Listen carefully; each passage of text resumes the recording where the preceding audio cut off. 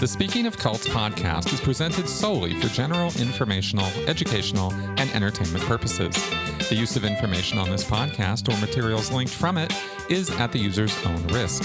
The views, information, or opinions expressed by the host and guests are solely those of the individuals involved and do not constitute medical or other professional advice. Hello and welcome to the Speaking of Cults podcast. I am Chris Shelton, your host. Thank you very much for joining me again this week. We're going to get right into it. I am welcoming back Shannon Grover and Bryce Blankenangel. They are my go-to Mormon people. I have learned so much. Years ago we did... I did a series of podcasts with a former Mormon and a former Jehovah's Witness, and we dived deep on various parts of the Scientology, Mormon, JW experience, common things that we had run into, or different things we talked about, like kids or sex or different things we compared notes on. But speaking with Shannon and Bryce has been like post-grad education of deep knowledge on the structure, function, history, breakdown of what the Mormon Church is all about. And this has been just it's been a godsend. So welcome back to my show, guys. Glad to be here. Thank you so much for having us. Yeah, so happy you guys, you come back. I say guys in the general sense. Okay, I say it too.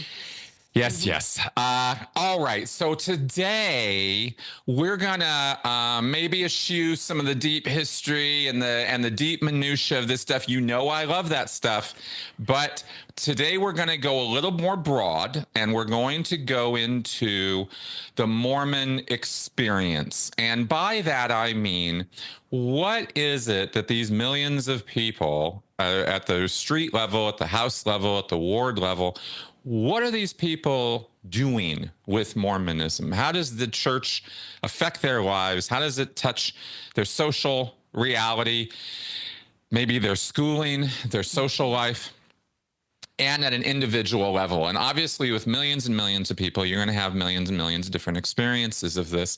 So we're broad shooting today. I'm just talking in general. We're going to talk in general terms about this stuff. Starting with, and I've just got a million questions, and so I'm just going to start throwing them out here. Very informal today. The garments. Okay. Yes. I know there's deep lore on this. Maybe we'll just kind of start with the surface and go deeper in another episode. But what is the deal at all? I don't get it. I've never gotten it. All I know is magic underwear. Yep. Please fill in the blanks. All right. That is a huge deal in Mormon life, because being able to wear the Mormon underwear, the Mormon garments, means that you are worthy enough to go to the temple, which the temple is the big deal, because that's what gets you ready and gives you all the secret signs and tokens and all that shit so that you can become a god. Okay. Now, so you don't get the immortality, godhood aspect of this. The ultimate reward for being a Mormon believer is this afterlife of infinite power. And the key to the gateway to that life is through the temple. It's through the temple. Absolutely. Okay. You cannot otherwise. And it's even taught, even Jesus himself had to do it. Everyone has to do it. Okay, so it's not enough to be a good believer, hold the faith, not drink the coffee, abstain from alcohol, do all the right things. If you don't get the temple thing, too bad, so sad. Yep. Yeah. That's so sad. It even goes back to, God himself grew up, according to the book of Abraham, he grew up on the star, or on the planet nearest the star Kolob, as just a good Mormon boy.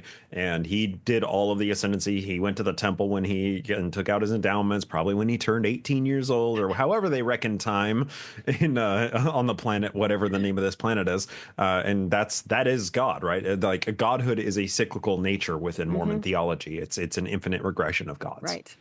They try to pretend now they didn't teach this, but they absolutely did teach this from the pulpit, which is, as man is, God once was; as God is, man may become. they're trying to kind of pull back and say, "Oh, we don't teach that anymore," even though they absolutely do, because all of Christianity just abhors this teaching of Mormons. And Got it. that's one of the big reasons why they don't like to call Mormons Christian. Okay, that makes a lot of sense actually from a certain Yes. theological point of view. And let me just make sure I'm tracking with earlier episodes and the CES letter and things I've read here. This comes from one of the later sermons that Joseph Smith himself gave about this sort of ultimate nature of us and the cyclical nature of godhood. Is that yeah? It's more or less. It comes from Yeah. so the uncanonized piece that it comes from is a King Follett discourse. That's his kind of final big sermon where he trotted out Yeah. the most esoteric Yeah. Mormon theology. But it's also in the Doctrine and Covenants, section 132, where it talks about having multiple wives. It talks about you must have multiple wives in order to become gods. So polygamy is one of the requirements to become a god.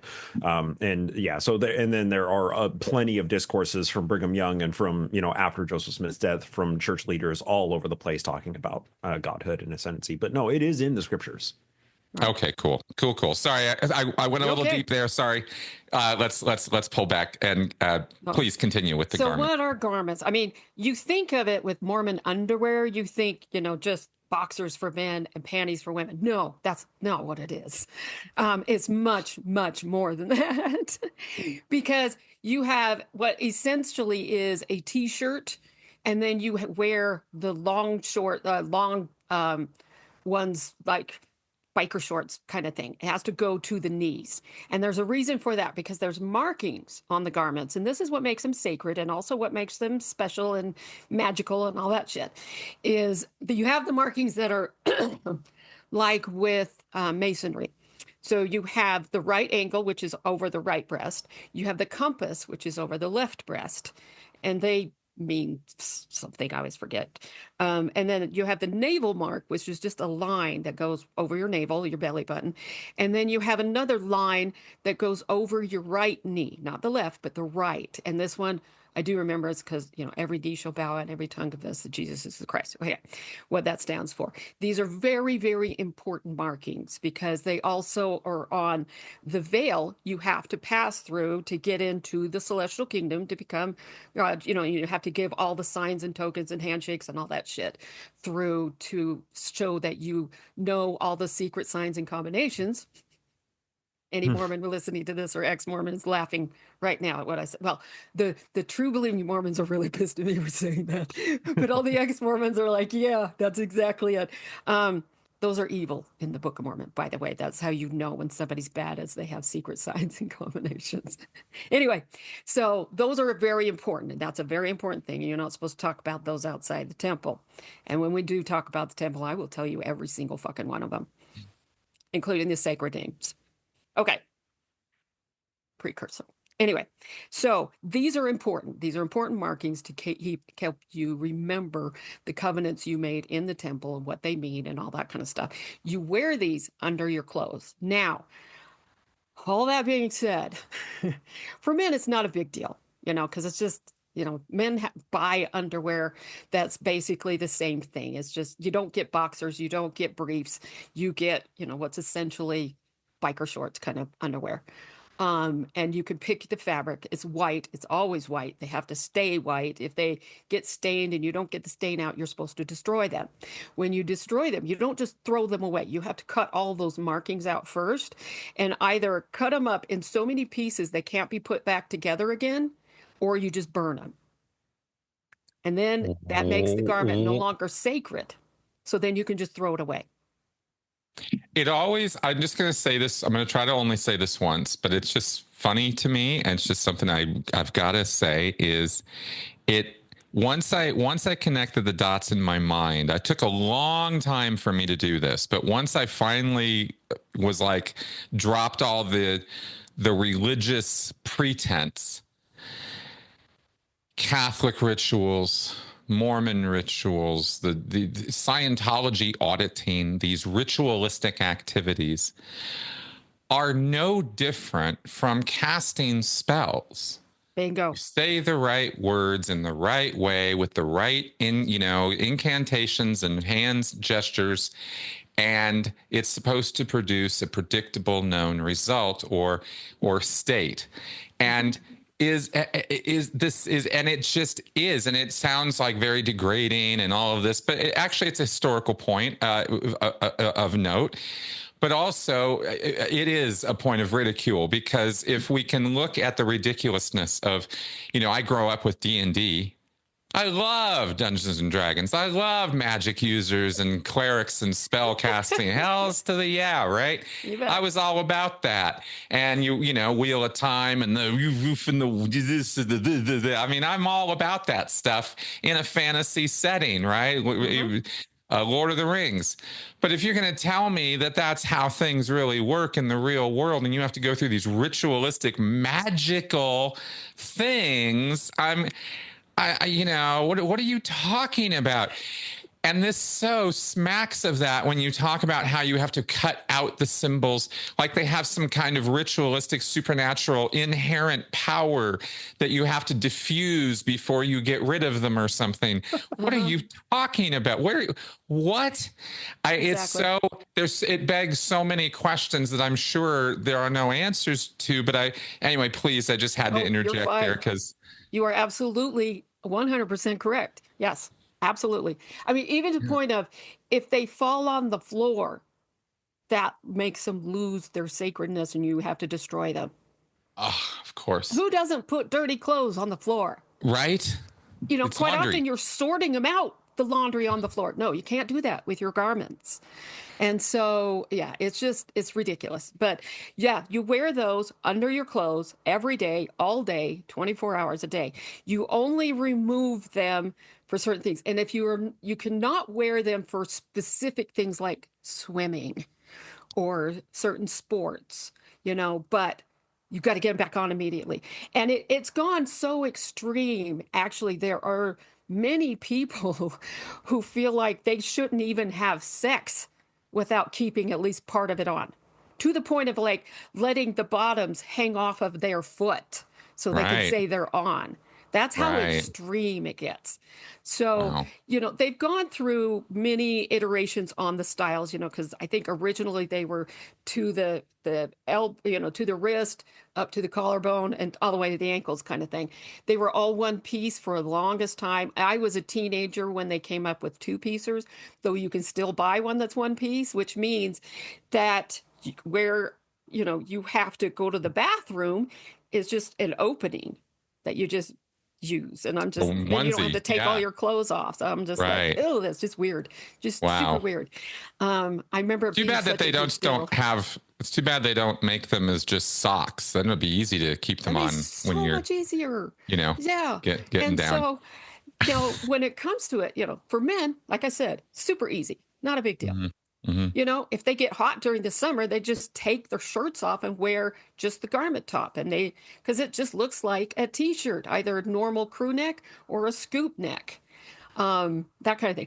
And by the way, you do check people just to see, does the man have a scoop neck or crew neck, to see if they're Mormon or not. You look for things like the cap, because the women's were, you could have either a round neck or a square neck and all these things, but there was this cap on it that went across over your shoulder.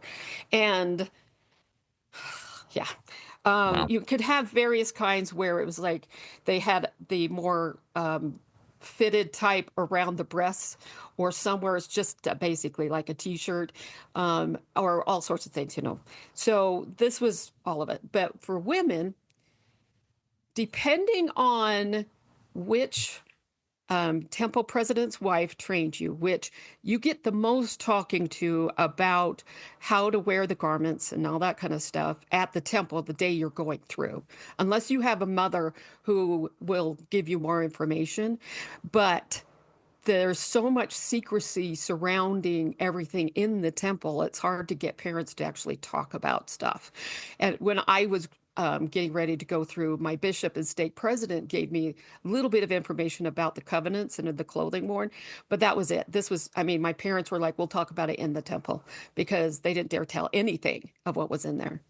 So kids grow up you see everything your parents are up to. I mean, even when you're not trying to, you Yeah. live with them. I mean, it's 24/7, right? You see Right. stuff. Are there pat answers to children for what's up with because little kids aren't going to understand or how is this introduced to kids? Not much. Not much. It's just I not talked mean, about at all. no, it'll be a lot of things are, well, this is private, this is our underwear, and they just leave it at that.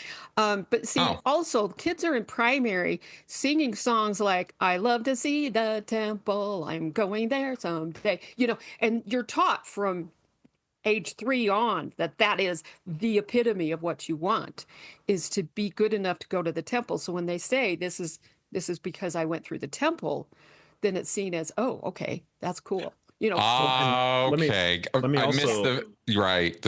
let, let me also make a line of demarcation, because there's the garments that you wear, the Magic Mormon underwear, and then there's the temple clothing, and those two are separate things, right? They So are. often, kids, you see your parents' underwear, whatever.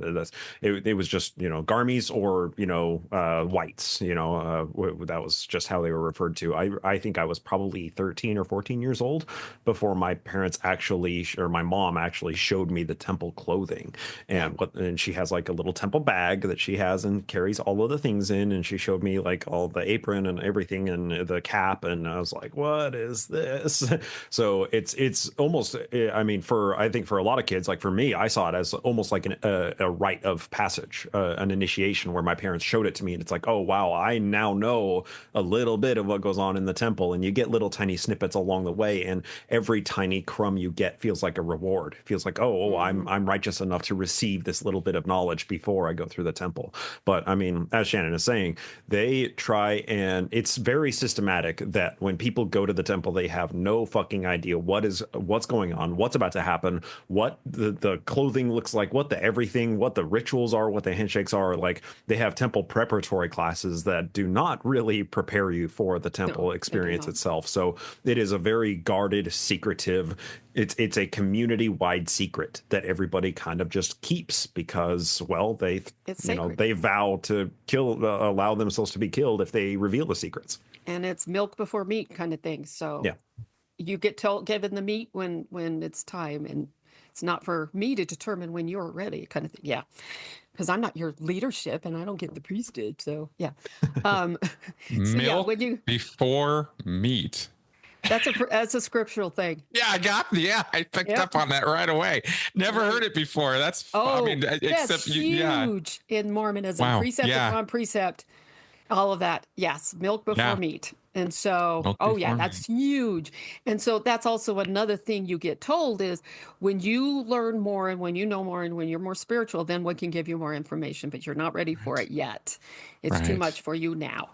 So when Right. you go to the temple for the first time, which is for yourself, every other time after, you're doing it for some dead person who's probably already had it another 37 times before they get to you.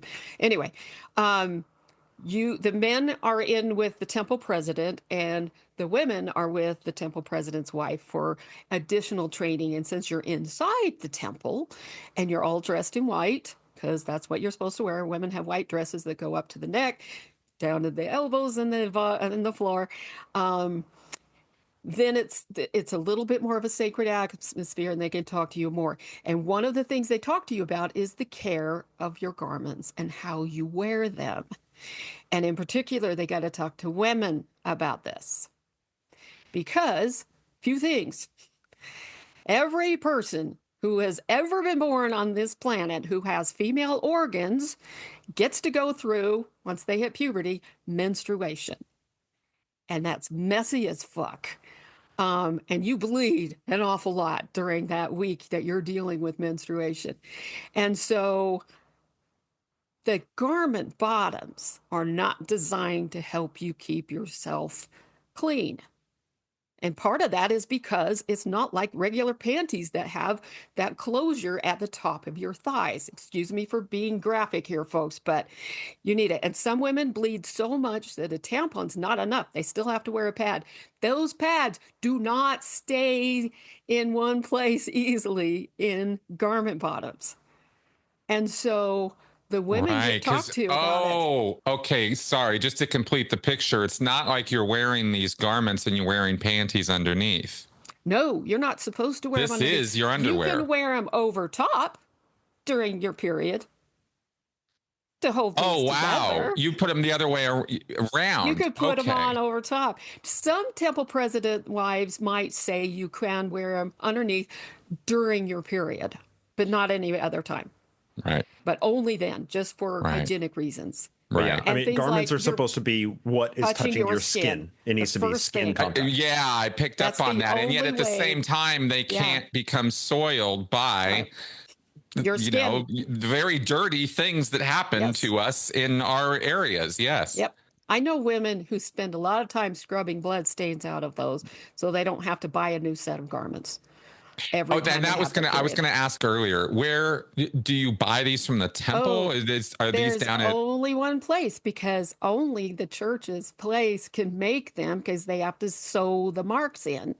So you buy them from the church. They really are not that expensive. Gordon B. Hinckley said they should not be actually making money. It just needs to pay for the cost of it. So when he did that, he actually lowered the price down to $3.50 a piece. You know, $3.50 for the top, $3.50 for the bottom. They're now $5 each. And so that's still not very much. You're really only paying for the supplies. And so, you know, I mean, a Right. pair of underwear, you can get really cheap ones that cost that, but they're cheap Is and they're there also some not as much social? fabric. Is there some social stigma or side eye they give you when you go buy too many or something? No, Like, no, would there be a problem with? Well, I'm just going to replace the dirty ones. nope. Just money. Okay. It just costs money, right? It costs money. And that's a problem. That's a barrier of entry for a lot of people. Oh no, In fact, absolutely. I just yeah. wanted to see if there was anything else going on with it. No, no. In fact, if you buy too few, you might get a side eye. Yeah. Okay. If you're only getting like 2 pair and they're like, do you do laundry that often? Right. You're Right. supposed to wear them all the time. Right. Yeah. So, Right. yeah, that's the big deal. And so, you know, bra has to be on over top, all of those things. So Over it's the top. creepy, really, when you think about it, because there's such a focus on underwear. And you do check, you can't help it. And it's like on the show Big Love, there was this moment too where she was like, I wanted to look under her skirt to see if she had garments on, you know, because of the woman, you know, and this is the polygamous wife saying it to her husband. And so those are all huge. Now, there was a big change announced recently. I think it was what, December, Bryce? I'm trying to remember when it was. Yeah, December, January, something like that. Okay. Very And recent. that is an addition in garments that's coming in later this year in the United States. It'll be fourth quarter. And that is that they are also offering just one of them where you can get it sleeveless. This is huge. Sleeveless. Men get it as well as women. Men just have just one top, and that's, you know, the top and then the bottom. It's made out of a fabric that they are like marketing it as this great fabric to keep you from sweating so much. It's polyester and spandex. You know, it's just the kind that wicks the moisture away, that kind. But this is a big deal, and it's less fabric around your arms so that it's not so hot. They've already introduced it in the countries with higher temperatures, and that's gone so well that they'll bring them into the United States at the end of this year.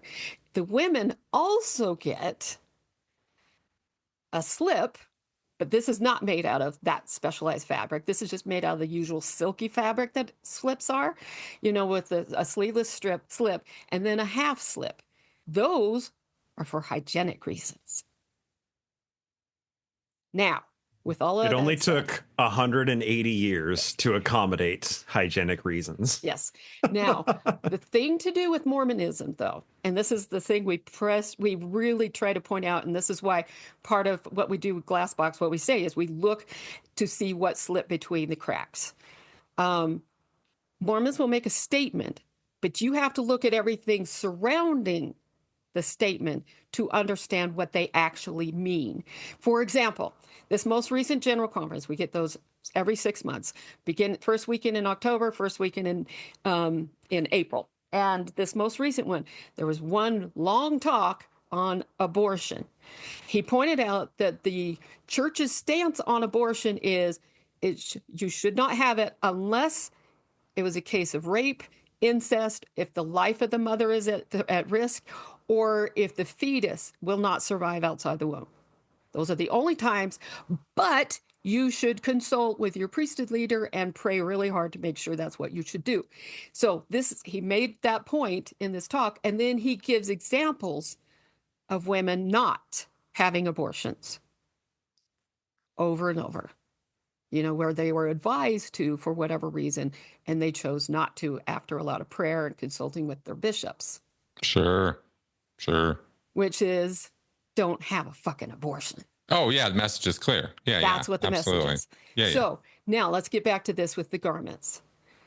For one, in the last 5 years, there have been quite a few people, not just women, a lot of them are women, but also men in the church who are true believing members who aren't wearing garments all the time, particularly during the summer because it's so fucking hot because of climate change. So there's been a lot of talks in these last 5 years saying, wear your garments. And it's always the women in general conference giving those talks because, they're the ones that get to talk about your underwear without anybody getting upset. So there's a lot of those talks that have been happening. So this is the precursor going in. And then 2, this is the reason why ex-Mormon women were in outrage over this announcement. And I'm going to say 2 words that every true believing member watching this and every ex-Mormon member watching this is going to know exactly what I'm talking about. And those 2 words are porn shoulders. This is a Mormon term, totally Mormon term. No, Nevermos have no fucking clue what you're talking about with this. However, what it goes back to is men's thoughts on women are under the control of the women. So wearing something that shows your shoulders makes a man think pornographic thoughts. Oh, sure. This is classic evangelical. Yes. This Duggar like stuff. The 1800s, show your ankle and you're making the man think pornographic thoughts. Yeah. Yes. And it goes on to this day, to the extent high schools in Utah, there's several that do not allow girls to go to the dances, the proms and all of those homecoming dance and all that with straps, spaghetti straps, or none at all. If they come in one, they're either sent home to change or they're given a jacket to wear. And it hits national news. A high school 10 minutes away from me just had that happen again a couple years ago. This is a common theme. And why? Because it makes the boys think bad thoughts. And this isn't just a Mormon thing, as we all know. This is a society thing because, if a man looks at a woman and she's wearing something that shows her cleavage, so now he's really paying attention to her boobs, that's her fault. If she's wearing something where it's very tight, it's showing a lot of her leg, and he thinks bad thoughts, that's her fault. If a woman looks at a man who just took his shirt off and is just very much admiring his chest, that's her fault. She's a bad woman. It's not anything. The double standards are always baked in on this, whether it's Islam or. This is society itself. This is why when a woman is attacked, when she is sexually assaulted, she doesn't even have to be raped, just sexually assaulted. The first question is, what were you wearing? That's what it comes down to. So women were disfellowshipped, women were disciplined, women were all sorts of things for wearing a tank top in front of men. Sure. For doing that. And now all of a sudden it's okay. So yes, that did make everybody angry. However, I'm looking at those things too, and I'm like, there's this announcement that came out saying, okay, we're giving you this option. And then it's the implication around all of it is you're really only supposed to wear these during the summer when it's really hot, but you're still supposed to wear all the normal clothes. To the extent that General Conference this month, there was 3 women speakers and 1 who got to pray. Every single one of them, the clothing she had on went to the collarbone and to her elbows, to her wrists, sorry. And in fact, the first speaker had what looked like a poncho on top. And I was like, did you come in a V-neck and they gave you that? So now, yes, there was this announcement saying you get to wear these, but the implication in everything that's said around it, as well as these women general conferences, but you're still expected to be fully covered. Well, Sure. and let's also discuss the underlying rule is that your clothes should always cover your garments. Your Yes. garments should never be visible in public. Right. I mean, even if you're out, mowing the lawn on a hot day, if you're wearing, a tank top or whatever, your garments are going to be showing if you're wearing them, and if you're not wearing them, everybody in the neighborhood is going to know. So the underlying rule is, as long as your clothes are covering your garments, then you are dressed modestly enough to be righteous, to be holy, to be modest, right? And there's this horrible phrase in Mormonism: modest is hottest. It's like a catch line for a bunch of like fashion industry that exists in Utah that's all about modesty clothing. So now, by modifying the garments to just be the straps, now that makes it so you don't need to wear sleeves anymore, and you're still able to completely cover your garments. So Yes. now And we're these going to see a straps are about renaissance. 3 inches wide. Yeah. Yeah, we're going to see a renaissance of porn shoulders flying all over Utah, and it will become a den of debauchery and hedonism, and who knows what's going to Boy, happen. look out. Yeah, Utah's porn capital of America. It kind of is, actually. Well, it already is. Yeah, no, I get They're it. so damn I get repressed. But it does more so and- because of shoulders. Yeah. Yeah. Well, and I mean, and of course, I would be remiss if I didn't mention that there is the whole subgenre of Mormon porn with the underwear and stuff. Yep, I mean, that's there out really there. is. Which makes me laugh every I time. actually fell out of my chair laughing when somebody told me about that, because that's not something I had ever run across. Anyway, so now the question I have is, okay, these are the rules. This is what's coming down from on high. This is how they talk about it at the conventions. And I have questions about those conventions, but we'll get to that. What's the actual experience of your typical Utah Mormon, let's say, right? If I think typical, I don't know if that's fair or not, but like, Yes, you're sort of straight Mormon, let's say, not one who's, sort of just giving it lip service, but somebody who kind of takes it seriously. Right. How seriously are they going to take this? If it's a hot day and they're out there mowing the lawn, do they care if they have to put a t-shirt over their garments, or is it going to be good enough? Or, are there lots of exceptions made within the culture, or how does this look? No. You wear a t-shirt over it. It just doesn't occur to you to do otherwise. You just get used to being hot all the time. Right. And women are used to having so many layers on underneath their clothing. You're used to it. I remember when I stopped wearing my garment, and it took me several months to stop thinking about the feel of just a regular t-shirt against my skin.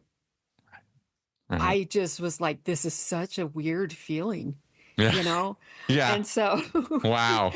Wow. And so it took me a while to even yeah. stop wearing all of it. I stopped wearing the tops before I stopped wearing the bottoms. And, it's just weird. All of it is. But it's like, I'll tell you one thing. One guy did not a really official study. He just asked everywhere because he was just curious. And I would love to see an official one done. But he was asking ex-Mormon women who got tattoos where they got their first tattoo. And it was like 90 some odd % of the women he asked all said the same place: top of the right shoulder, where the cap of the garment would be. That's where mine is. And I did it there specifically because of the garment. The tattoo artist I went to, I was like, I want it where the garment would be if I was still wearing them. He's like, yeah, okay. You're not the first woman to ask me to do that. Right. But it's like, that's the effect it has on you so much. So when you leave the church, that's a second, first rebellion like that is to get a tattoo. But second rebellion is right there because of the garments, one of the hardest things for women when they leave is to try wearing a tank top in public. There's a lot of them who spend months wearing one around their house before they finally dare walk out the front door here in Utah. So, yeah. Yeah. It should be noted that it's a huge, I mean, like Shannon was saying, like it becomes second nature that you just look for people's G lines. You look for their collar, you can see if they have their garments on. So obviously, like it's very much a culture test every is. time you go out. And if you're going to the store, if you're going to your local grocery store, you're going to interact. You're going to see people from your ward. You're going to be seeing people. So if people see that, you haven't been to church for the last, few months, and then they see you at the grocery store wearing a tank top, immediately they know, oh, this person's out. I can't talk to them. I can't associate with them. That's an apostate. So it is very much a culture test, a loyalty test. Absolutely. That's a great point. Yeah. Yeah. That's everyday Mormonism like that. It shows your level of faithfulness right there. And that you are judged by that, by everyone around you. So other things are everything revolves around church. So yes, you have Sunday meetings. And right now, I mean, recently, it was like 2019, they changed from 3 hour block on Sunday to 2 hour block. And before it was sacrament meeting, which is, the meeting where the whole ward is together. You get the sacrament, which is also known as the Eucharist or whatever, with Mormons, it's bread and water because, they don't drink alcohol. But you get it every single week at church. And then there are speakers after that. There are assigned speakers from the ward on the fourth Sunday of the month is when somebody from the stake high council comes, which you have the stake president with his two counselors, and then you have the stake high council. And they're not called counselors, by the way, they're councilmen, and they're men. They're priesthood. But they're kind of like how the 70 are with the whole church. These high councilmen will have a few wards assigned to them, a couple wards, and they go and bring messages from the stake president to the wards and help oversee the ward and all that shit. So they speak at the wards they're assigned every month on the fourth Sunday of the month. But otherwise, they're usually called from inside the ward itself. And those are every Sunday. So you're not doing like what you get in other churches where the leader of the congregation, priest, pastor, minister, whatever you call him, is the one doing the whole lesson in that meeting. This is always coming from members. And there's usually one or two youth speakers first. So the ward presidents, your ward is your neighborhood level, your lowest level of organized structure. Yes. Your ward president is the guy who's kind of organizing this activity and has a building where people go. And he has an office in the building. Yes. He has an office in the building. So this is a job for this person. Except he's it's a not calling. paid. Yeah. Calling. It's a calling. Yep. Calling. It's a calling. Okay. And the ward level president. He's a bishop. Yeah. Bishop. Yeah, your bishop. This is a volunteer position? No, not really. Sort of. They sort of imply it. Well, I but mean, they are called. Let's have callings be a whole separate subject. If we're ready to move on from the underwear, like we can talk callings because this is a whole huge thing in the church. Yes, and this is part of how your life revolves around the church is what calling you have. You don't get paid for it. The only ones who get paid are the ones at the very top leadership in the church. And even then they get a stipend because it's a refrain in the church that we have a lay clergy, that we that we don't have any priestcraft, and priestcraft is interpreted as people who make money from being a priest. So we don't have any priestcraft in Mormonism. And their stipend is what, $125,000 a year? I mean, that's what it was back when it was leaked, and that was like a 2012 pay stub. So who knows what it was? Who knows what it is now? Yeah. And that's the 125 for at what level? The apostles. Oh, at the apostle level. Yeah. The first presidency and their apostles, those guys. Yeah. 6-figure stipend. Okay, cool. And notable on that too, like that was the only pay stub that was leaked from that was through Mormon Leaks. That was the actual stipend from the church. That says nothing of the various committees that they chair, that they are paid by. Like it says nothing of all of their other duties. That is just the living stipend that they are paid by the church for being in their calling in the church. Yeah. Okay. All right. Yeah. But the idea is that at the lower levels, when we come down to the bishops, are the bishops getting a stipend? Nope. He doesn't get paid anything. He already has his outside job. Volunteer in terms of how we understand compensation. Right. Correct. There you go. And Okay. so what happens is the calling comes, and the calling for bishop is considered through the Q15 as well. So the stake president will send names up to them for the new bishop, and they will choose who it will be. And then the stake president will issue the calling to the bishop and say, the Lord wants you in this position. And it's really very clear. This is something you're not supposed to turn down. In fact, to the extent this happened when I lived down in Provo, there was one man in my ward who they had just gotten a new job in another state. I think it was like Oregon or Washington, something like that. They had already bought the house they were going to move to. They were in the process of packing up their house when the stake president talked to him and said, the Lord wants you to be bishop here. And he's like, I just took a new job. We're leaving this week. And he says, too bad. This is where the Lord wants you. And just basically forced him into taking the calling. So he had to turn down the job, which was a good promotion for him, and stay and be bishop. Wow. And he did it because he was shamed into it. Yeah. I get how often does that, and we know that's psychological, sociological trickery, and that people fall for that left, right, and center.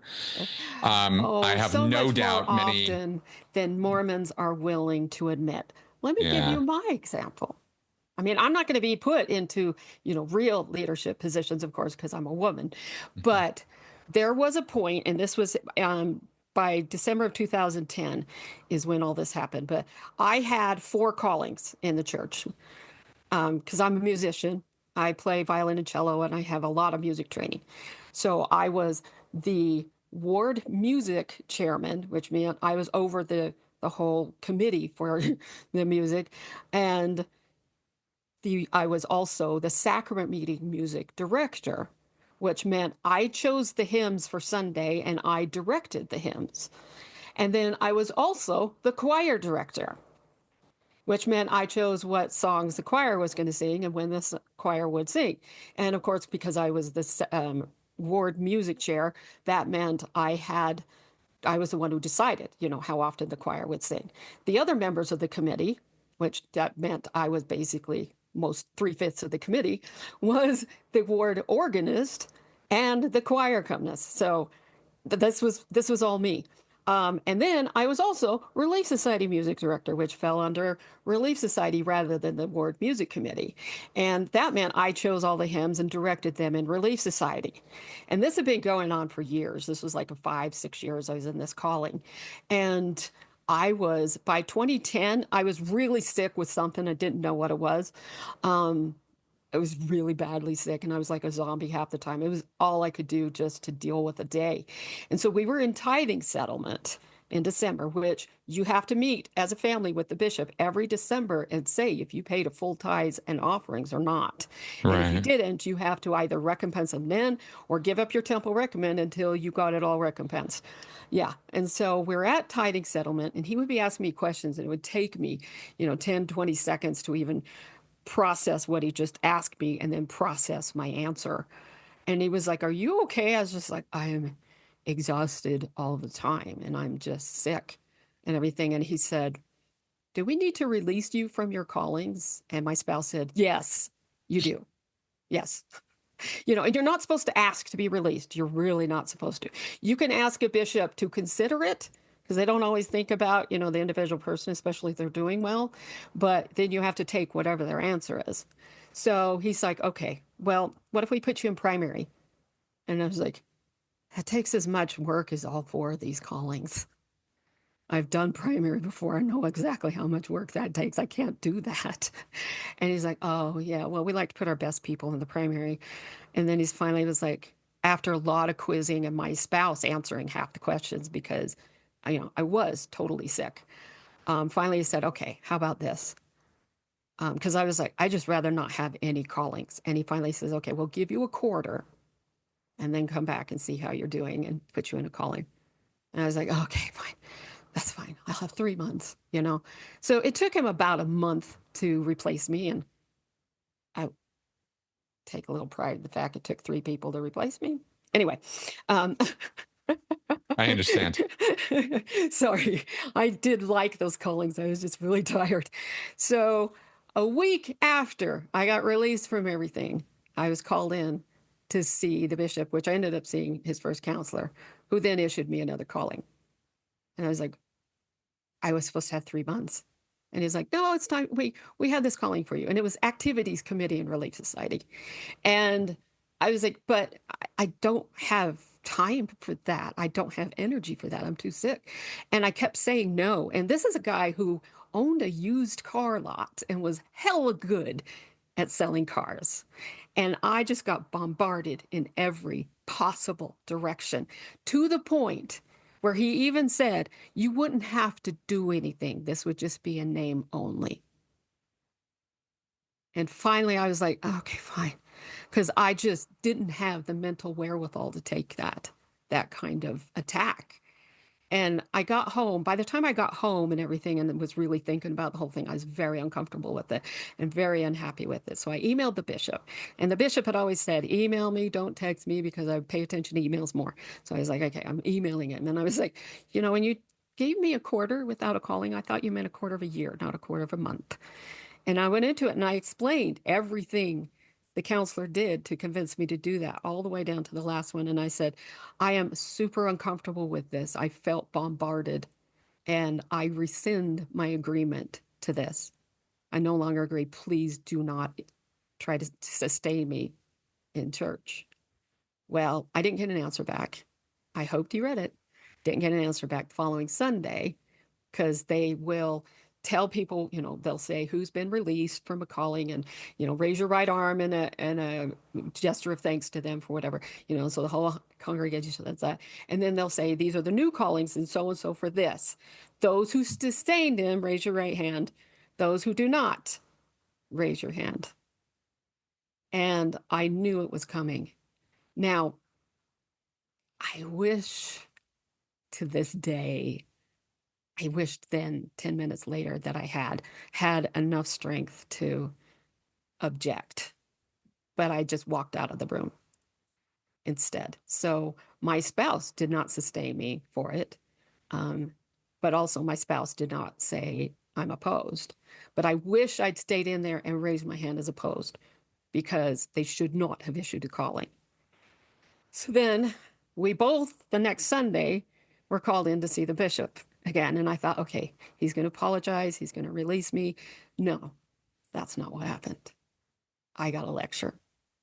I got in trouble for all the things that counselor said to convince me to do it. And I was told that what I felt was as important as them and what God said when it came to a calling, and that if the person being issued the calling said no, then they took the no. And I was like, you didn't take the no. I said it 9 times. And it was awful. And at the end of it, after the whole lecture, he then said that I had mental problems and I needed to go to therapy. So they sent me to therapy. They paid for it, which I couldn't. I didn't have any insurance. They paid for it, and so I went into therapy. The Mormon church ordered you to go to personal therapy and paid for it? Yeah. Yeah.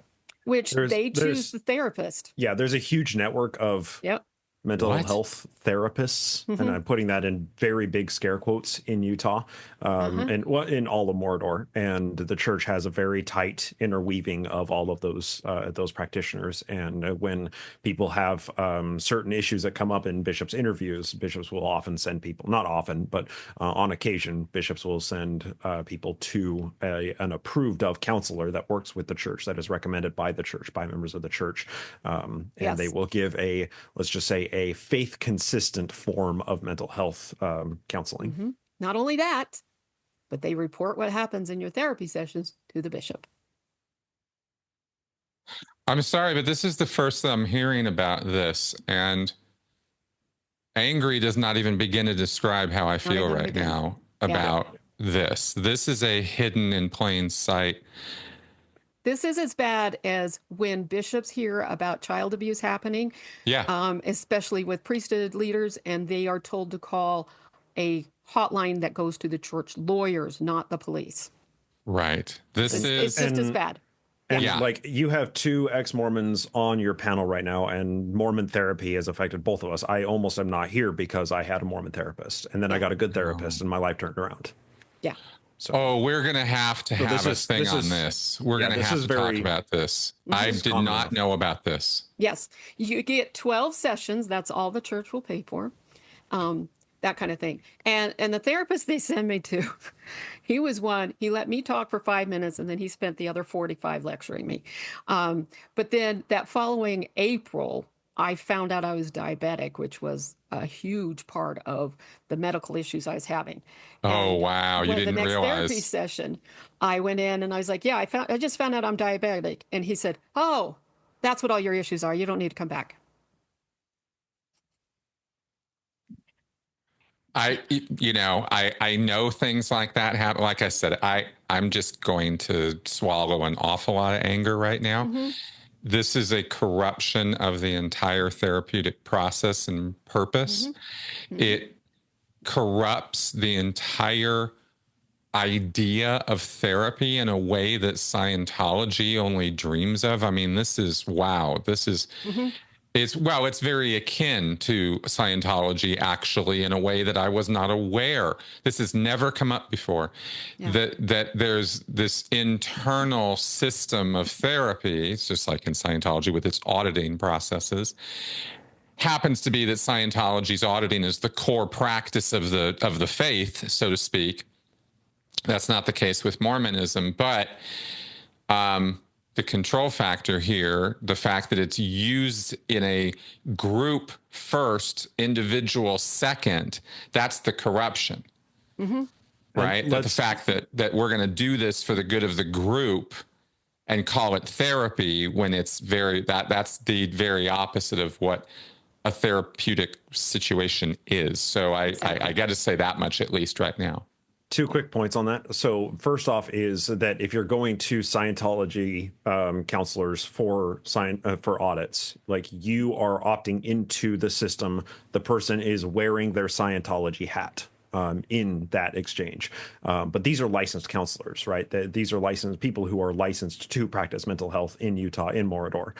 So they wear a veneer of professionalism, and therefore That's what they say right. and what they diagnose or whatever, it carries an extra weight to it. Second point, the largest population who are victims of this Mormon quote unquote mental health therapy are people who are on the LGBTQIA spectrum, right? Yes. Because people go to their bishop as a teenager, they say, oh, I'm starting to develop feelings for somebody who is my same gender or my same sex. That is very often the bishop's first response is, oh, well, you're having mental health problems. We need to send you to a counselor. So it's teenagers who are being berated by the extremely bigoted Mormon doctrine by their counselors, by these mental health professionals who have an actual degree and are licensed to practice mental health therapy. Right. And that's where it becomes a corruption. And I question their ethical, their ability to comply with the AMA, APA ethical guidelines for therapists. I don't question it. I think they violate it often, frequently. That's not a inherent question for me. Yeah, it absolutely seems inherent in the system here. You have a wide latitude with therapeutic modalities, but you're not supposed to be working for the, for the institution. You're supposed to be working for the individual in front of you. Exactly. And the patient. This is just such that alone, the power differentials, just the problems that introduces into it, it upsets the entire thing. And it becomes a systemic oppression using mental health as a thin veneer for social control. This is what, this is what Russia would do with psychiatry. This is, what authoritarian systems do with mental health as they turn it into a control mechanism. I was just not aware that the Mormon Church had institutionalized that. Right. I'm shocked and I'm dismayed by the therapists who would agree to be part of such a fiasco. And let me add just one more point on that too.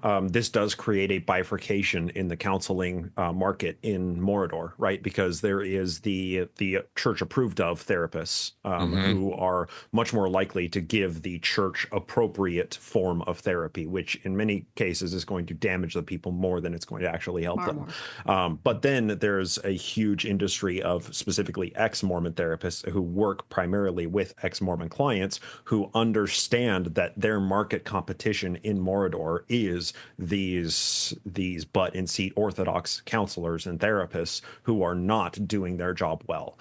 So it creates this massive divide in mental health resources for the everyday average people living in Utah. In Idaho and Arizona and Wyoming and everywhere where there's a high degree of Mormon population.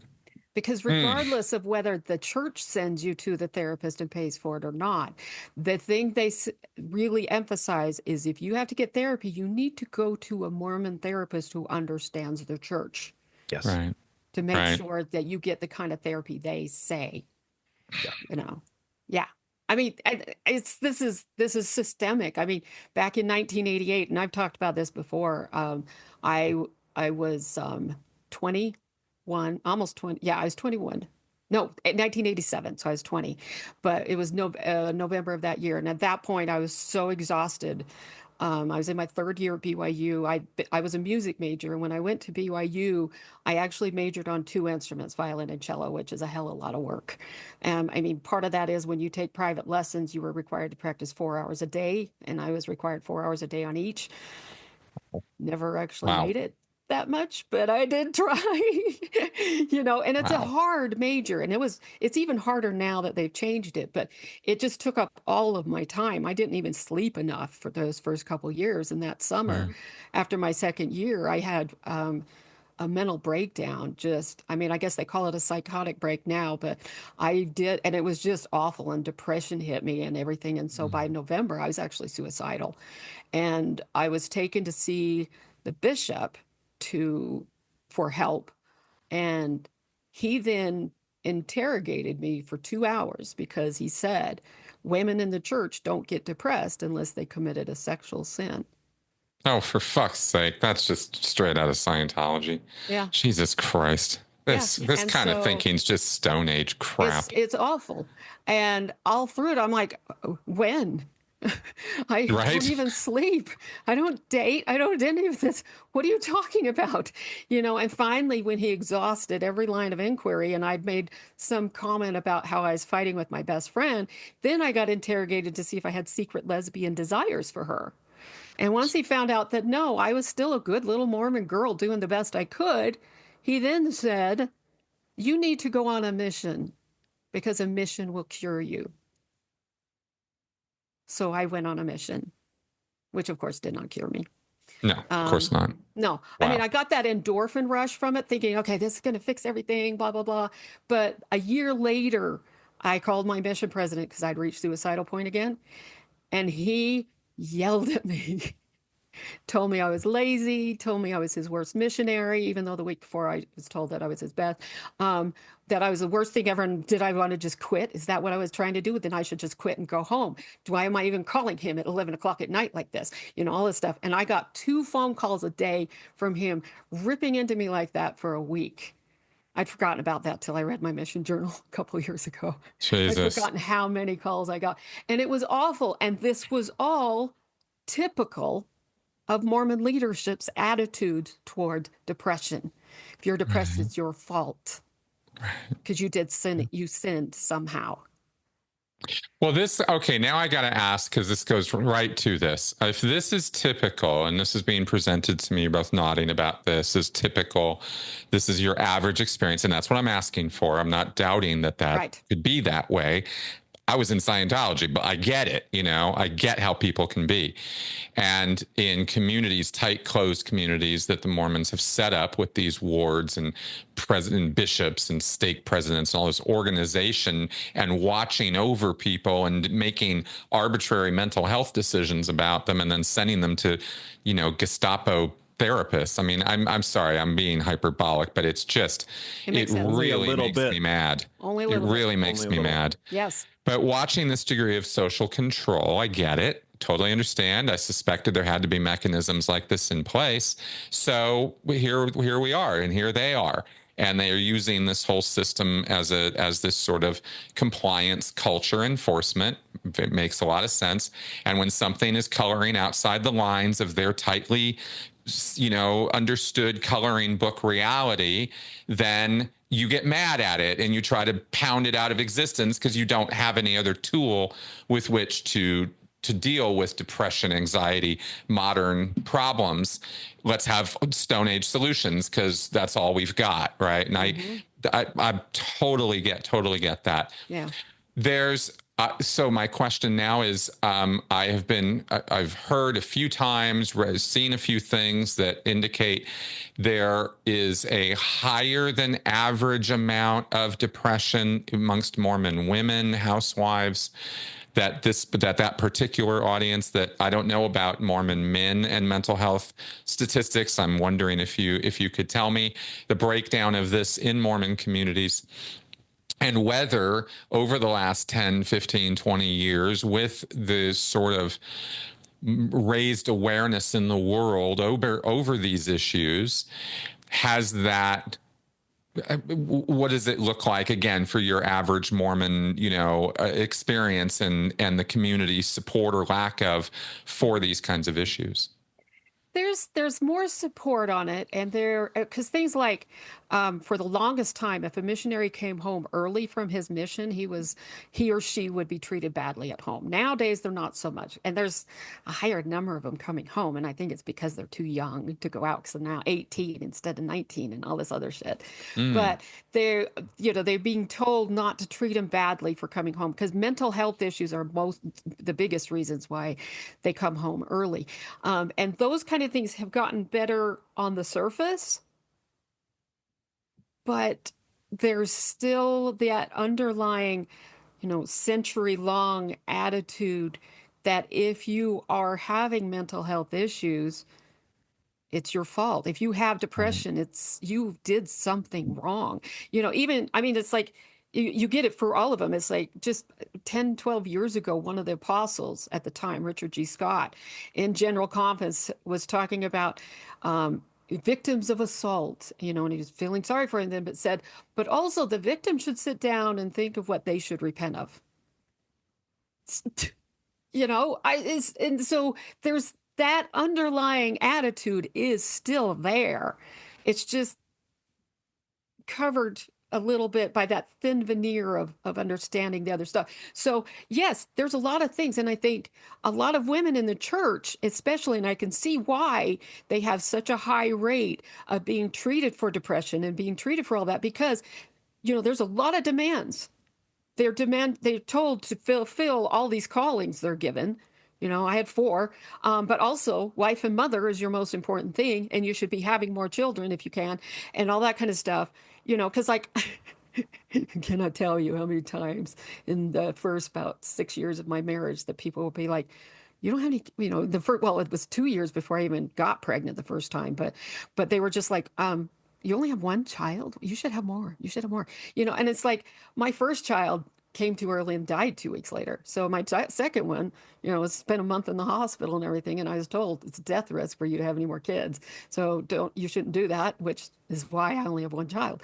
But it's like, how many people have said to me, I'm not being a good Mormon by only having one child, or implied it in so many ways. And I just look at them like, nearly died both times. So why big families? Why lots of kids? Why? Because multiply and replenish the earth. Yeah. Multiply and replenish the earth. Yeah, that's one of the first commandments God gave Adam and Eve. You're to multiply and replenish the earth, and don't eat that fruit. Okay.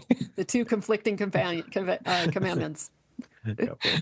And also note, on the mental health treatment, like the statistics are out there that Utah is an outlier when it comes to mental health treatment, and like it is colloquially called Happy Valley because of all the pills. That's so many pills in Utah. Heard it was a very over medicated state.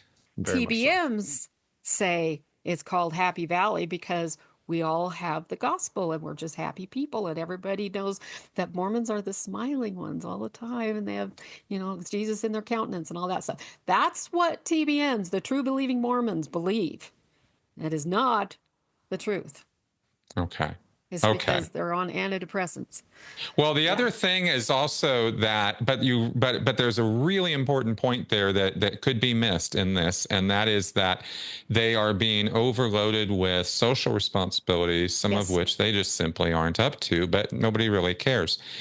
Or you're getting shamed or blamed, or you get the guilt treatment, right? When you maybe don't want to do this or something. And fair enough, the fact of that somebody feels guilt over wanting to do things for the group it's just human. I mean, you can't get over that. But inducing guilt, blaming, this whole like thing that you described, this is where you're definitely crossing lines and going too far with this stuff, right? So I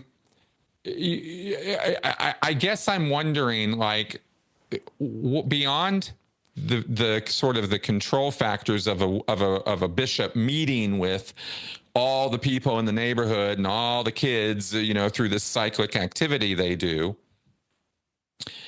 Why do Mormons agree to this? Is it just generational indoctrination? They can't think of any other way to be? There's also converts that come into this and go, yeah, this is the way my life should be run now. I should be reporting to this guy every month. Holy shit.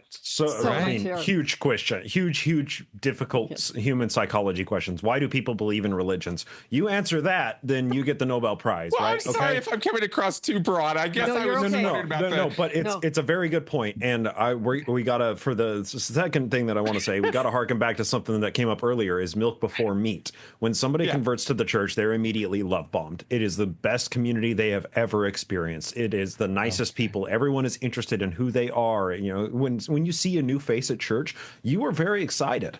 You want to go up and find out who that person is, because like wards, everybody in the ward knows each other, right? They either know what the family is, they know names, or they know just by familiarity, oh, I see this person every Sunday.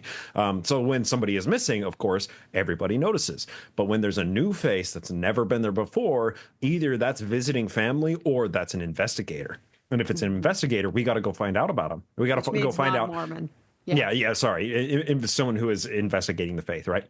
And if it is an investigator, of course, you want to find out, oh, well, who brought you here? Who are, and usually the investigator is right next to the person that brought them there, who is a family member or a friend or a coworker or whatever, right? Because it's very insular community. So like the investigator is immediately love bombed, and then they are taught about how awesome the church is. And then they'll get little tiny snippets, little crumbs of some of the more crazy stuff. They'll see people wearing all the garments. Oh yeah, that's just our, that's just, it's a sign of my faith. It's the covenants that I made in the temple. It's not, oh no, these are my magic Mormon underwear that I have to wear. This is a sign of my covenant with God. So they get little tiny snippets of the crazy while they're kind of gulping down this big delicious brew of love bombing. And it's, for many investigators or many converts, it's years and years before they get the full brunt of it and they realize what they have converted to and what this community is, before they come to grips and say, wow, this is a cult. For a lot of converts, that never happens. It's just the church is just the best church. Like my dad's side comes from pioneer heritage, but my mom's side is a convert, right? So my mom converted when their family was undergoing an immense personal or family tragedy. So the missionaries capitalized on a great personal loss, and then the family converted, and my mom has been a stalwart, faithful member ever since. So there's something about like the life-changing implications that happen in the church, because a lot of people say, oh, well, when I converted to the church, that allowed me to quit drinking coffee and smoking cigarettes. It changed my life. It made my life so much better. And they're with a community of people who love them. So like there's so much that is appealing and attractive about the Mormon community, about the Mormon faith, that brings people in, and allows people to just turn a blind eye to all of the damaging stuff that we're talking about here, because it requires a complete shift of mentality to recognize what is going on as very damaging. And another thing that we need to bring up, we need to probably inject into this conversation, is home teaching and visiting teaching. Now it's called ministering. I was gonna schooling was the next thing on the list, so thanks for Yeah. So this is where community members, you basically have assigned friends in the community that the bishop assigns you, and you have to go and meet with this family once a month. For the sisters, it's for two sisters will meet with a mom or a young woman who's maturing, and for the home teachers, it'll be two men that go meet with the entire family. And this is done as like, oh, do you need any help? Is there any projects around the house that we can help with? Is there, how are you doing? Do you need any blessings? And it's seen as a very good thing. It's a community support network, and it helps people when they are down on their luck. The most common thing for visiting teachers to do is when, a woman goes through a personal tragedy or gives birth to a child, they, for a week, they'll bring over meals, right? Like it's an incredible support network. Yeah, there's a calling and release society called Compassionate Service Leader, and that's precisely what they're in charge of. Yeah, but when you look at it with an ex-Mormon lens, it's like this is a community policing effort. That's what this is doing. That's what the real effect of this is. So it's all about perspective, and what you're looking at is the good things, the best things about the Mormon faith from the insider's lens are the most damaging and controlling aspects when you are looking at it with an outsider's lens. But they're still the same things. Because the biggest draw to the Mormon church is families can be together forever. That's the biggest draw. And it's very family oriented in it, to the extent that you call each other brother and sister, which is why when Bryce said that, I was like, oh, we should probably explain that. And that's why the female missionaries are called sister whatever. The male missionaries get to be referred to by their calling in the priesthood, which is elder, even though they're 18 years old. So, just to note on that one. But other things you do call them by their calling, like the bishop, you call him bishop, not brother. But anyway, but that is the biggest draw, is families can be together forever. That's a primary song. Families can be together forever. Okay. It's Heavenly Father's plan. So it's also the biggest threat, because the only place that happens is the celestial kingdom, not in all the others. So and the celestial kingdom, that's where you got to go to the temple, you got to do all the things, you got to wear your garments until the moment that you die. You have like everything, you have to be the perfect Mormon to get to the celestial kingdom. Yes, so those and are the only families. that to that extent too it's the top level exaltation of the celestial kingdom, who are the ones who get to become gods. And if you just have to be baptized a Mormon to get into the celestial kingdom, but into the lower levels of it, but you're not still sealed to your spouse or anything like that there. And especially if you haven't been sealed. So, you get told, including this last conference, that single women in the church, don't worry, you'll get your chance in the next life, and you'll get to be a second or 27th Well, I was wondering, can you pick up the pace there and get busy in heaven and build a family or whatever? Only if you're in exaltation and you get to become a god. But we also have all of the ordinance, like Shannon said, when you go through the temple for the first time, you're doing it for yourself. Every time you go after that, you're doing it for someone who has died. So that's why Mormons are so gung-ho on genealogy, is all of their ordinance work for the dead. So you do all of the sealings, you do all of the endowments, you do all of the baptisms for all of the dead people, so that they are, they're just waiting in spirit paradise because they were a good person, but they died not being baptized, or they died not being sealed to their family, or whatever. And once you on earth do the temple ordinance, you go through the temple on their behalf, that's when they finally get to enter into the kingdom. Yes. So it's also seen as a very cultural thing that, like, however many times you go through the temple is how many names of people that now get to ascend to the celestial kingdom because of you. And those people are going to be so thankful when you die. They're just going to throw a big hug around you and say, you allowed me to, you did my ordinances for me. Thank you so much, because now you allowed them to become gods. And this is one of the things that also makes you feel you have to go to the temple all the time, at least monthly. They want you to do more than that, but at least once a month you should be going to the temple. And you're just hearing the same thing every time you go, but you're supposed to contemplate it and all that shit. So that's a big part of Mormon culture. and also why they keep building well, announcing that they're going to build temples everywhere. Getting another one in my valley that I live in. I'm like, they're getting to the point where you can like walk from one temple to the next. They're so close. But anyway, If I might, sorry, I'm totally gonna.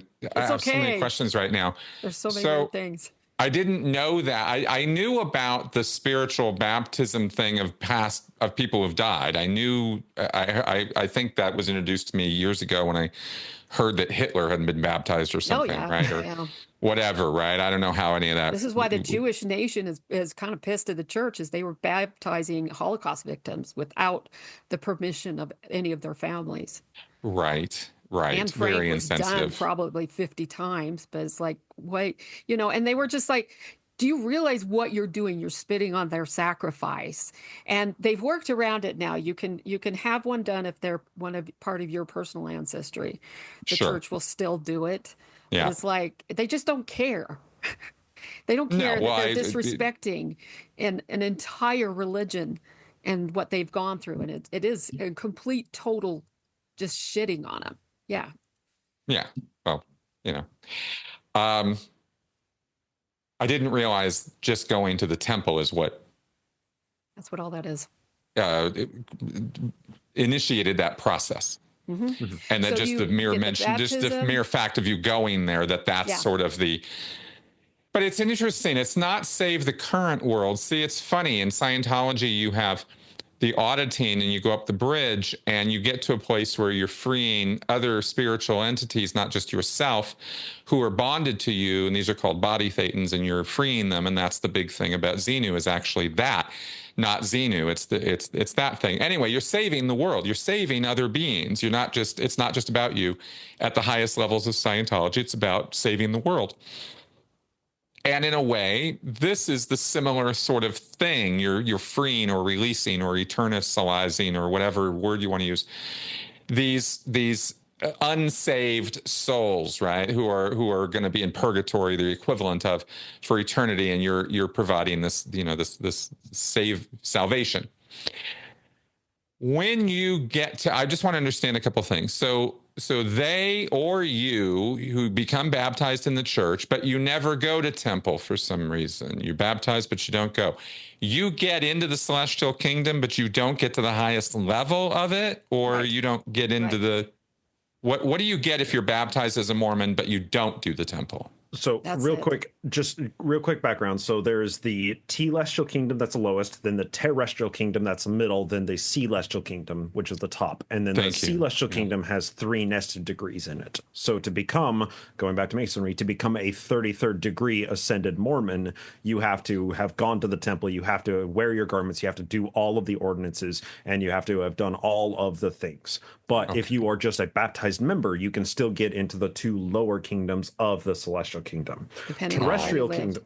Yeah, the terrestrial kingdom is reserved for people who are like good Christians, but never got baptized into the church, or people who believe in God, live a faithful life. They're good to their neighbors. They're just a good, kind person. That's where they go, to the terrestrial kingdom. The telestial kingdom is reserved for murderers, for liars, for Hitler. cheats, for whoremongers, for genocide artists like Hitler, and then so that's. But once again, you have the ability to ascend beyond these, right? So if you end up in the telestial kingdom, if somebody does your work for you, and in spirit prison, this is the kind of like the hardcore education camp for Mormonism before you ascend. Like purgatory. Yeah, it really is. Yeah, if they accept of the gospel while they are in spirit prison, and you do the ordinances for them, they can still get to the celestial kingdom. So Hitler could still end up in the celestial kingdom, right?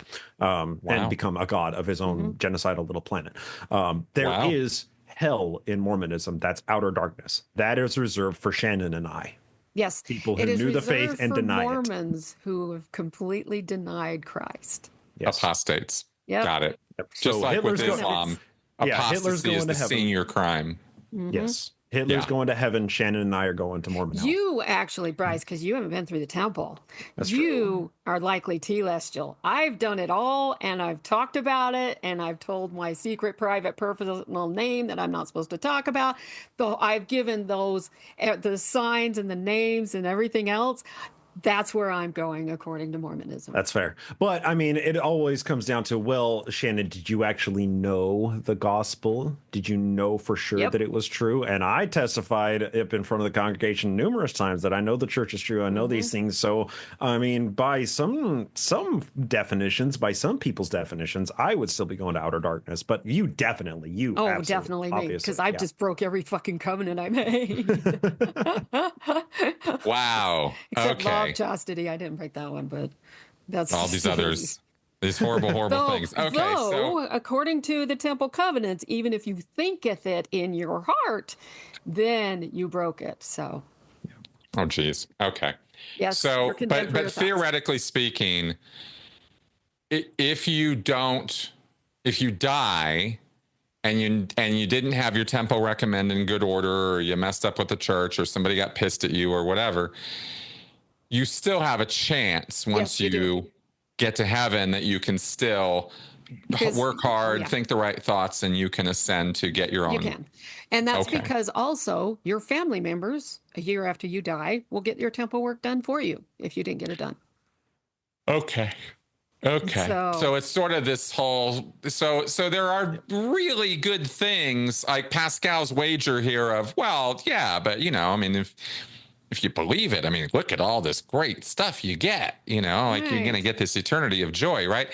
But and I mean this seriously. This is a real question because I'm honestly curious. There are shitloads of people in the world who get out of their house and never want to look back. They do not care about their family. They don't want to live with their family forever. Maybe they love their family, but they don't want to be with them for eternity. Exactly. That's not some goal they have, right? And there must be many, many, many people who live in Utah and Mormon places who grow up Mormon or who come into the thing, and this just isn't their thing. Mm-hmm. What does Mormon have for them, and how does this whole system kind of work for them? Well, what you are taught is to feel guilty for that. And by the way, on my mission, I met people where once we brought up the families are together for everything, they're like, "Oh, I don't want that. I mean, I like my Right? husband, but I don't want to be with him forever." Right? Which I was so startled at because that was such a main tenet of the religion. But but I now understand why they say that. And so, but you're taught things like you're supposed to love everybody and everything else. If you don't, then you have a problem. And the way I worked around it finally was I have to love everybody, but I don't have to like everybody. And so I chose who I liked. Now I'm like, I don't have to love everybody. It doesn't matter. But, those are all things you deal with. But it's such a strong part of the religion that you feel guilty for it and you feel like there's something wrong with you, not something wrong with the teaching. And Okay. so you try to change that in yourself because the church is like, this is the square hole you got to go in. I don't care if you're a circle, triangle, or anything else. You've got to go through this square hole. Otherwise, you are not good enough. And that's how it is completely taught. And to me, I'm like, the world is made up of every possible shape there is. And without every possible shape there is, it's not a good place. You can't make everybody be the same. Right. We have to Right. be different. And so, but that was something it took me a while to really understand after leaving the church. Oh no, that So I get that. Yeah. Would this look like things would this manifest in very open, blatant ways? Like if you're single, they're trying to set oh you up. yes. If you're estranged from your family, they're Yes. constantly like, you got to forgive and forget. Prodigal You got to son. move on. You got to heal this rift. You got to build this bridge. You got to get it back. Everything in the culture is pushing in that direction. Oh yes, Yeah. very much. And it's So always the fault of the person who leaves the yes. culture, right? The family that remains is perfect. They're blameless in this. And no, that's not accurate because it's oftentimes when a kid leaves, the fault The falls parents are onto the blamed. parents because they were bad parents or whatever. They didn't give the kids weren't sufficiently instructed is the terminology that's used, right? But it's seen culturally like the one who departs, that's the sinful one. That is the bad apple, right? And it's good that we got them away from the bunch. So it's Right. and to respond to the earlier point, to people who say that like, oh well, I don't want to be sealed to this person for eternity. I don't want to, like, hey, this life is good enough for me. Like Shannon, you encounter numerous times on your mission. The response to that would be, oh, well, the reasons that you have for not liking or for not wanting to be with this person together forever now is because of the natural man, the natural tendencies that they have. But once you die, once you're ascended, once you go to the spirit paradise, that's when you get to see these people in their perfected form, in their resurrected form. And that's where everybody is going to feel unending love for each other and for everyone around them. And all of the things that you dislike about the person are going to be gone. And all of the things that you love about the person are going to be turned all the way up to 11. So you can't, like, Mormon theology doesn't contemplate a family that doesn't love each other. Right. Okay. Because if you don't love everybody, it's your fault, not theirs. Yeah, exactly. Yeah. All right, And Shannon, so- and you were saying? Yes. No, you're okay. That was the exact point. So your life is lived trying to make yourself into that square. And so you Right. have church on Sunday. Church, you got sacrament meeting first, and then the second hour, all the primary kids, which is ages, year and a half up to 11, go to primary. And that happens every week. And then on the first and third Sunday of the month, they have Sunday school for the adults and the youth. And then the second and fourth Sunday is priesthood, relief society, and young women's. The young men who are 12 and up, 12 to 18, they are in priesthood classes as well. So, that's special. Something for everybody. Yeah. And so that's church every Sunday, but also there's the manual, Preach My Gospel. And this is used for missionary guide. This is used everywhere. All families are supposed to have one. You're supposed to meet on Sunday nights and go through a lesson and preach my gospel. But you're also on Mondays have family home evening together. Family home evening begins with a hymn, then a prayer, and then you have like announcements or whatever. We had show and tell when I was growing up, and so we all got to show and tell something. And then the lesson. Usually dad teaches it, or sometimes mom, or he'll assign somebody else to teach it. And then at the end, you have another hymn, closing hymn, and then a prayer where you're blessing the refreshments to nourish and strengthen our bodies. And then you go eat refreshments. This is every Monday you're supposed to do this. Children are raised to teach the lessons themselves. We had flannel board stories that we do and all this kind of stuff. But this is every Monday night. They don't schedule things for the church on Mondays. And then the other thing is the youth, young men and young women, meet every week with activities. The upper ages of primary, the last 2 years, they get an activity day. The girls get an activity day. It's like, I think it's every other week. I can't remember, is to kind of introduce them to it so they're ready for it when they get into young women's. But those upper years also in primary are for Cub Scouts for the boys. So they have that weekly. And, Cub Scouts, the church is moving away from it because Cub Scouts becoming too woke for them. And so...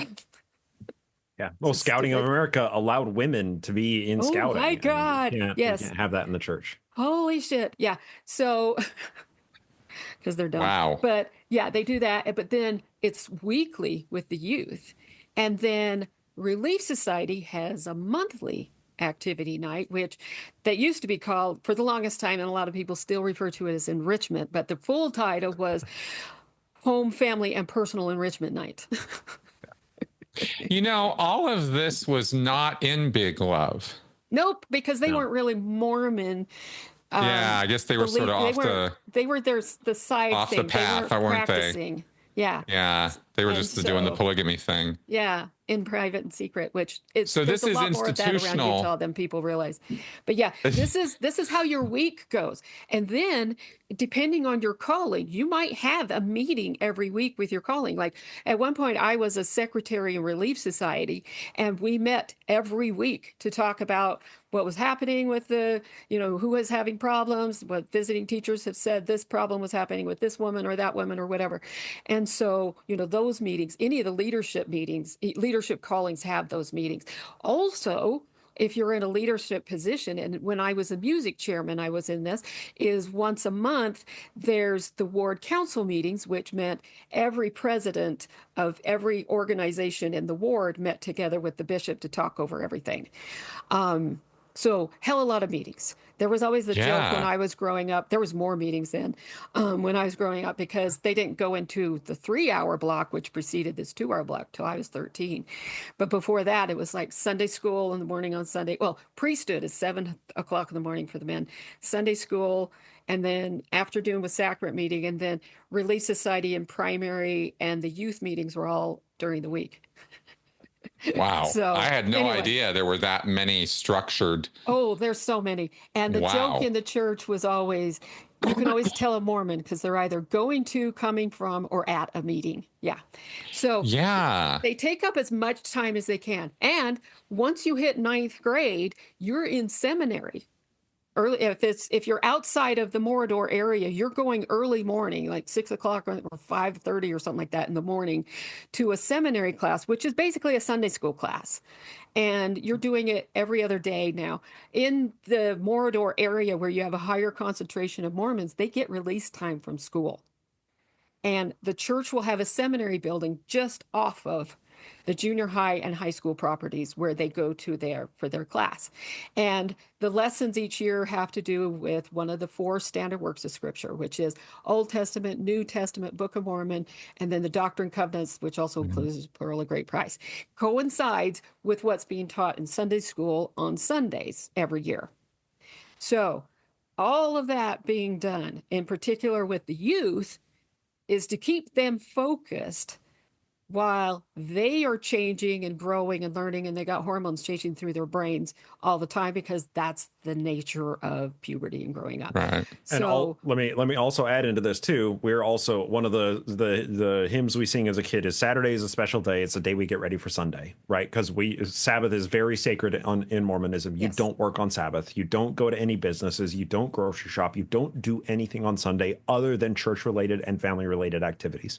So basically every single day of the week is occupied in one way or another with church activities. And as you're going up through a teenager, you're going to church class during your school day, and you're going to youth activities. So you are going to the church building. Oftentimes, it's always on Sunday, usually once a week aside from Sunday. And you have Monday nights, you're doing family home evening nights, and you are getting, seminary during, 2 or 3 days of the week. For junior high, you get it every single day. So it's like, it's almost every day of the week is somehow occupied by the church. And then, of course, Saturday is the one day that you get off from the church, but you're supposed to do it in view of what you have coming the next day, which is Sunday, which is supposed to be focused all on the church. So that's when you got to do all your chores. That's when you got to go shopping. That's when you got to do everything so that you don't have to do those things on Sunday. So Saturday itself is your one day off. It is co-opted by the church as well. So you never get a moment away from thinking about what do I have to do for the church today. Yes. And that's Wow. intentional. Yeah. Oh, yeah. Oh, yeah. Completely intentional. And that's what everyday life of Mormonism is like. So you're also praying all the time. You're supposed to pray together as a family. You got to eat together as a family. You got to do all these things together as a family. All of that. So it's what's built into the system is for you to always feel like you're not enough. You're not working hard enough. You're not doing enough, especially with the women.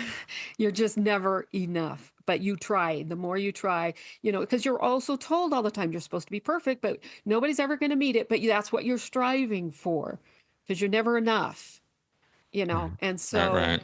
these are all the focus. Plus, you have twice a year general conference that's broadcast from Salt Lake. It's your marching orders. It's what the God wants you to know, and it's 2 days. It's 10 hours of sessions or 9.5, and that whatever, depending on what Saturday night's like. But you have all of these. You're supposed to be watching every general conference, though. There's a lot of people who really don't. But I was going to ask because they do these twice a year. They do these, and this is where everybody's supposed to come to Utah or something, or come to their. No, you watch the broadcast. You watch it now at your local thing, but it's like a big day-long event. They built a stadium for it. It's called the Conference Center. They built a 25,000 seat stadium for just general conference, and that's the only purpose of that building. It is. It used to be broadcast from the Tabernacle on Tabernacle Square, which is an incredible building. The acoustics in it are fantastic. I've been there. It's amazing. Yeah. I've played in orchestras there. When I was in high school, Oh. I spent 2 years in the Mormon Youth Symphony and chorus. I was in the symphony on the violin. But also at BYU, when I was in the BYU Philharmonic, we would do a concert there every year. At the end of the second semester of the year. And so we always had a concert there. And I'll just say my favorite piece we ever played there was Mahler's Second Symphony, which the recordings the Utah Symphony did in the tabernacle of all of the Mahler symphonies, and they weren't done digitally either. These were older recordings. Were still, I think, are still considered the best unless they've redone them, because as my conductor said, if there was ever a building built for a composer, the tabernacle was built for Gustav Mahler. So, side note there. Anyway, it's such a delightful place to play in because of the acoustics of that. So our practices were there every Sunday or Saturday when I was in Mormon Youth Symphony, and concerts were always there and everything else. And so it's funny because I've never actually attended anything in the tabernacle. I've just performed in it several times. How funny. Just How so you know. funny. Yeah. Yeah, I But got the anyway, tourist yes. view of Yeah. that place because I went to Salt Lake, and that they, of course, they wouldn't let me in the temple. I didn't really understand any of the significance of that, um but I wanted to see. I'd heard so much about, the acoustics of this place, and this is the place where they built it. There's no nails. Nope, It's all there's wooden not. construction, Yeah. and it's just it truly is an architectural marvel. I admire it. I don't admire the Mormons. I admire that architecture. That though. architecture is fantastic. Oh, especially because absolutely. it was built 150 years ago, right? Yeah. So it's really incredible what they were able to create with the acoustics engineering that they had using the technology they had at the time is really quite baffling. It's impressive. Yeah, it's Yeah. really impressive. So, but what you've painted for me here, getting back to the totalist system that is the Mormon society, which is again very enlightening to me, right? Because again, seeing it from the outside, I see misrepresentations of Mormon culture and popular entertainment, and I see accurate representations, a la South Park, or representations of Book of Mormon, or whatever the Trey and Matt are doing. Other than that, not a lot. Mormons don't particularly feature a lot. They pop up randomly here and there as features of characters in series and whatnot, but they're usually a bit off. Something's not quite right. Yeah. None of what you're describing is ever laid out in any detail in any popular entertainment representation of the Mormons. This dedication, this evangelical sort of, dedication, really, this multi-day, every day, we're always on.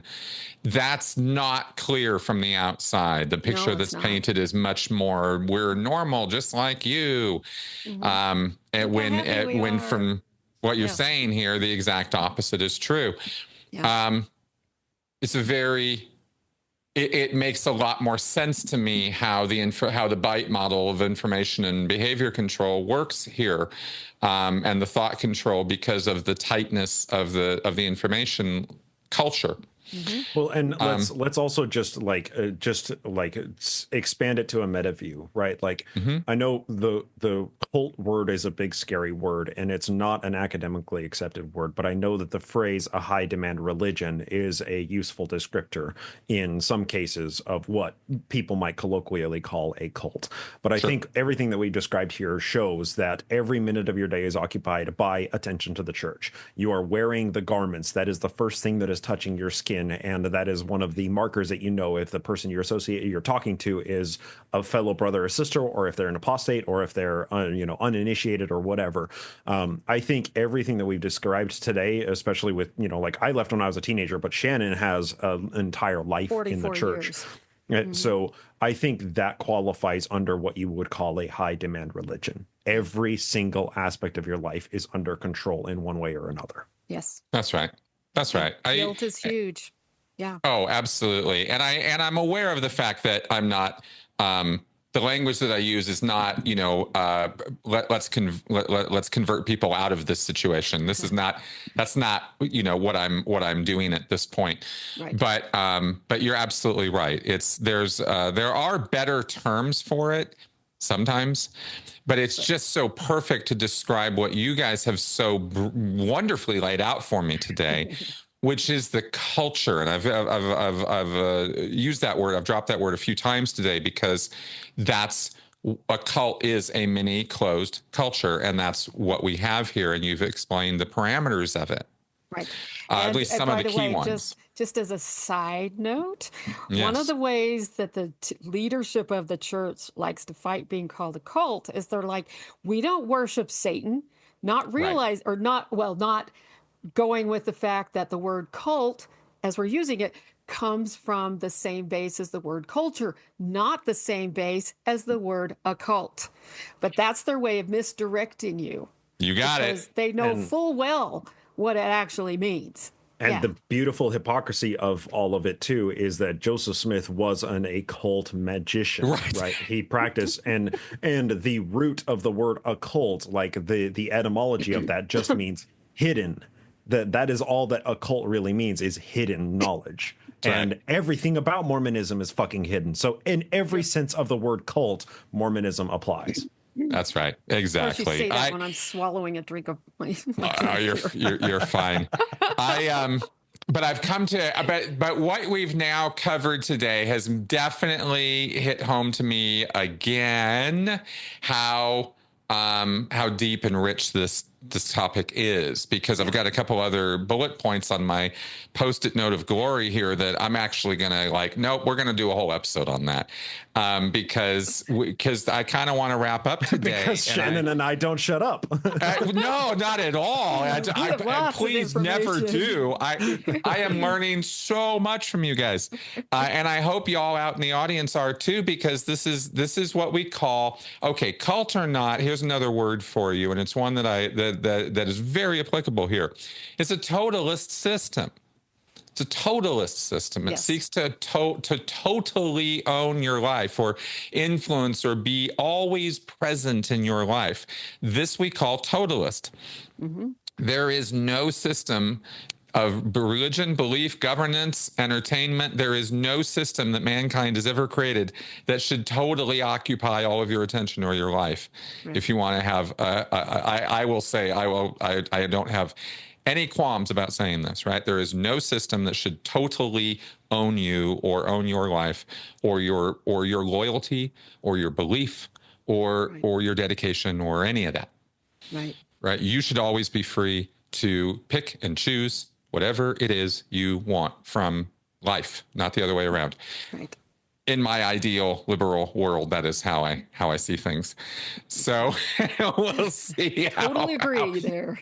Yeah, that's the anti-cult message here at the end, right? It's kind of how I'm looking at this. Is I understand that there is a great deal, and I don't know that you guys will contradict me on this, but you tell me what you think. I don't think we're sitting here saying all of this is inherently evil and wrong. Cultures develop and organically evolve, and all of this it's not just about Joseph Smith, and it's not just about some odd beliefs. It's about how people are living their lives and helping one another and working with one another and getting through life. And there's a lot of good with that, as well as an awful lot of weird, bad stuff. Well, I'm trying to throw out the bad here, I'm not trying to throw out the good. Or say people can't help each other, or that there shouldn't be systems which facilitate that. And somebody may look at what we're saying and read that into what we're saying. Well, they just shouldn't be doing that. Come on.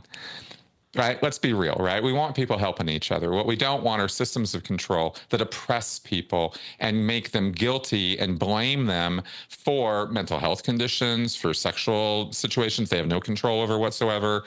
Things that they shouldn't be being blamed for.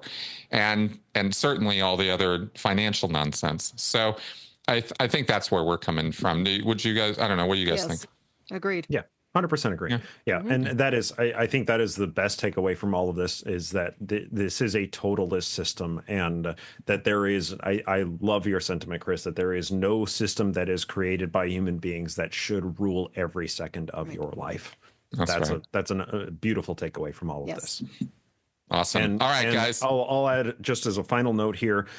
People can say, oh, well, Mormonism it's just a religion, right? But it is like from what we described, it is an all in or all out system. You either completely give in everything, you throw your all into this system, or you are seen as less than. And anything that is less than is diverting away from the perfect that the church is designed to, it says, is designed to help people achieve, which is perfection, godhood. So it's an all in or all out system. And I think that is yet another marker of how totalist this system is. Right. Big time. Big time. Okay, Shannon, Bryce, how do people find you? I've dropped your links before, but let's say it again. Where do they reach to contact you guys? You say it, Bryce, because I could never say it fast enough. Yeah, we're the best place is the Glassbox podcast. That's where Shannon and I talk about. I mean, we do 4-hour episodes about what slipped through the cracks, and we just did our general conference coverage. And boy, howdy, it was such a party, so much fun. Dude, we had to cover a 20-minute arch conservative screed against abortion. Just such a good bundle of joy that was. So that's the best way to find us. Yes. Awesome. We're on Okay, Patreon. links. We're on every podcast app. We're everywhere. So exactly. Awesome. Yep. Okay, links below, folks. Check it out in the description section here on YouTube. And I've put it in the description for the audio only podcast as well. I will see you guys next week. Shannon, Bryce, thank you very much. Bye-bye, guys. fun. Bye. Thanks, Chris.